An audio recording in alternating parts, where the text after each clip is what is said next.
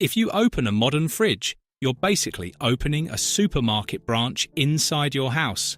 Big shelves, big drawers, bright lights, multiple sauces, snacks, drinks, leftovers, maybe even a drawer dedicated to things nobody eats. Now imagine stepping into a British kitchen in the 1970s. You open the fridge, and it's tiny, not empty, but small. So small that modern viewers would ask the same question every time.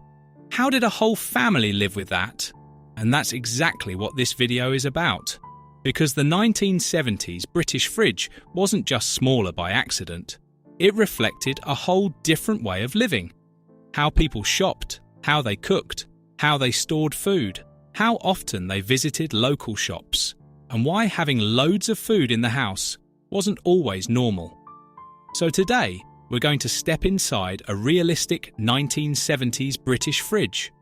What was usually in it, what wasn't, and why the size of that fridge tells you more about Britain than you might expect. First, let's answer the question everybody asks immediately. Why were 1970s British fridges so small? Because the household system was different. Many families didn't do one enormous weekly shop in the way people do today. They did smaller, more frequent shops. They used local places, corner shops, butchers, greengrocers, bakeries, markets, the co-op. They bought bread regularly. They bought milk regularly. They bought meat from the butcher. They bought veg that didn't always need a fridge. They didn't always store huge amounts of chilled food. And the fridge itself wasn't seen as a luxury lifestyle appliance. It was a practical box for a few essentials. Also, kitchens in many British homes, especially terraces and older properties, were smaller. Space mattered. A massive American-style fridge didn't fit the reality of the room. And while fridges became increasingly common, the culture around them lagged behind modern habits. The fridge didn't become the centre of the kitchen. It was just there. Now let's open it, because the real fun is the contents. You open the door and the first thing you notice is the smell. A clean, cold smell, but not sterile. A mixture of milk, butter, and yesterday's leftovers. Maybe a slight whiff of onion if someone put it in there by mistake. And then you see the first essential. 1. Milk. Usually in a bottle, and it mattered, milk is almost always there. Sometimes in a glass bottle, sometimes later in cartons depending on the household and the time in the decade. Milk isn't just for cereal, it's for tea, for kids, for cooking. In many homes, tea is constant, so milk is constant. And because people didn't always have endless fridge space, milk had priority. No milk in the house could feel like a crisis. 2. Butter or margarine, and it's probably in a simple wrapper. Butter existed, but margarine was very common in many households, especially where budgets were tight. You'd see it in a plain wrapper or a simple tub. This is the era where spread is normal, and it's used for everything. Toast, sandwiches, cooking, baking. 3. Cheese. One main block, not 5 varieties. In a modern fridge, you might see a cheese selection like a restaurant. In a typical 1970s fridge, one main cheese. Cheddar often, maybe a small extra if it was a treat. Cheese wasn't an endless snacking item in every home. It was a practical ingredient and a sandwich staple. 4. Cold meat, if there is any, and it's not always ready sliced. In many households, you might see a small amount of cold meat, but not mountains. Maybe leftover roast from Sunday, maybe some ham. Sometimes meat is bought fresh from the butcher and eaten quickly. Ready sliced packs existed, but the everything in plastic packs culture wasn't the default yet. And because fridges were small, you didn't store huge quantities of meat at once. 5. Eggs. And they might not even be in the fridge. This one surprises modern viewers. In many homes, eggs weren't always kept in the fridge. People stored them in a cool place, often in the kitchen, depending on habit and storage. So if eggs are in the fridge, it might be only a few, and they may be in the door shelf. But many families stored eggs outside the fridge because the fridge space was precious. 6. Jam and spreads, not a fridge door museum. You might see jam, but jam often lived in cupboards too because it didn't always need chilling. But if it's open, it might be in the fridge. There might be one jar of jam, maybe marmalade, maybe a spread. Not 10 sauces, not 5 kinds of dressing. Condiments existed, but the modern door full of bottles lifestyle was less common. 7. A bottle of something, and it's usually simple. Maybe a bottle of squash, maybe a bottle of pop for kids, maybe a small amount of beer or stout if someone kept it cold. Maybe milk and tea are so dominant that drinks aren't even the main fridge content.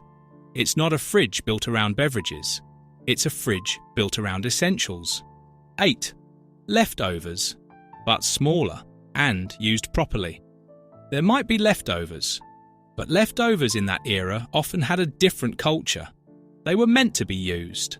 A plate covered with foil, a bowl with a lid, a small container, a bit of stew saved, a slice of something wrapped, not a huge stack of plastic containers nobody touches. Because in many homes, wasting food wasn't emotionally acceptable. Leftovers weren't maybe later. They were tomorrow's lunch or part of tomorrow's tea. 9. Cooked pudding or dessert.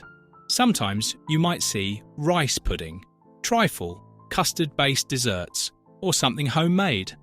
Or you might not. But the key is, desserts weren't always constant.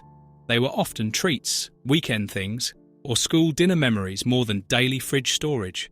Still, in some homes, a bowl of something sweet could be sitting on a shelf like quiet happiness. 10. Yogurt. Maybe, but not like today. Yogurt existed, but the modern yogurt obsession wasn't universal. If it's there, it's probably a few pots, not an entire shelf.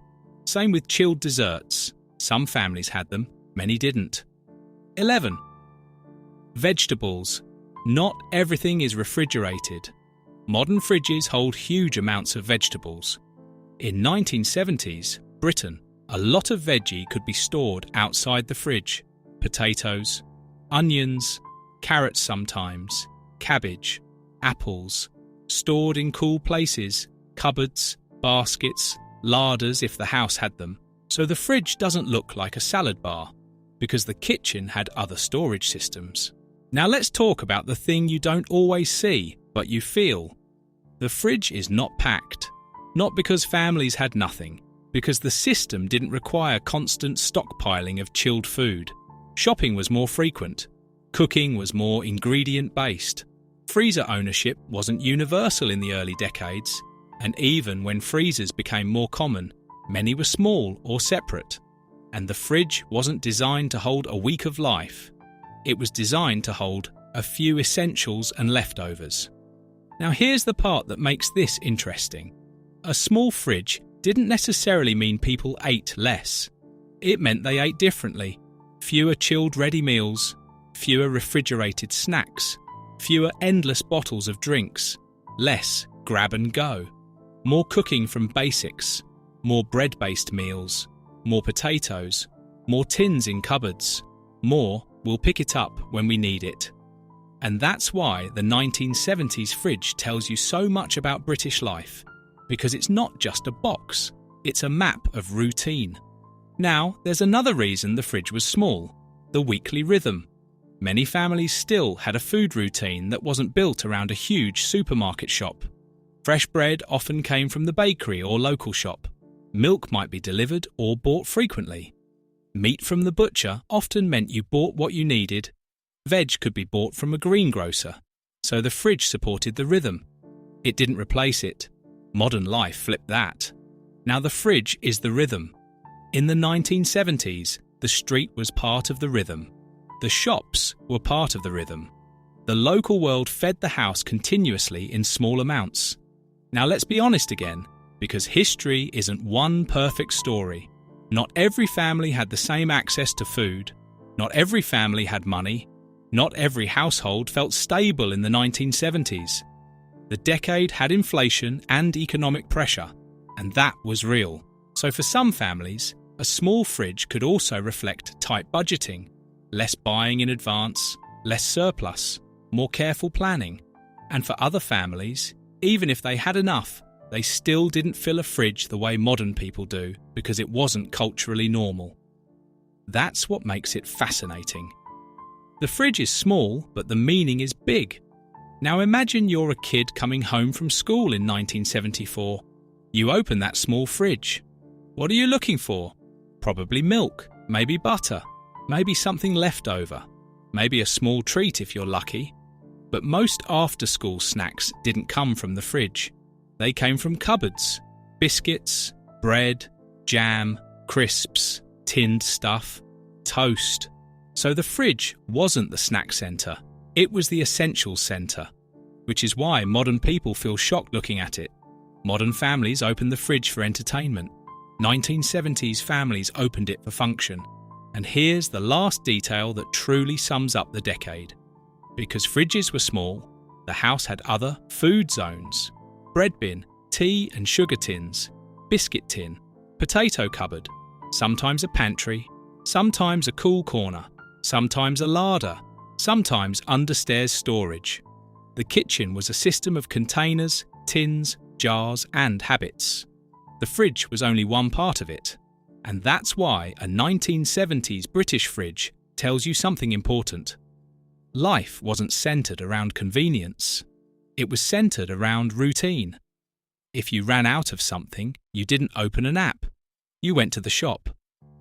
And because the shop was close and familiar, that was normal. So when you ask, what was in a 1970s British fridge? The honest answer is, not everything, just the essentials: milk, butter or margarine, one main cheese, maybe a bit of meat, perhaps leftovers under foil, maybe a jar or two, and not much more. And when you ask, why was it so small? The answer is even more interesting, because Britain lived differently. Smaller kitchens, more local shopping, more cupboard storage, more cooking from basics, less refrigerated convenience, less constant snacking from chilled shelves. A small fridge wasn't a problem. It was a reflection of a whole system of life. And if you grew up with it, you don't remember it as small. You remember it as normal.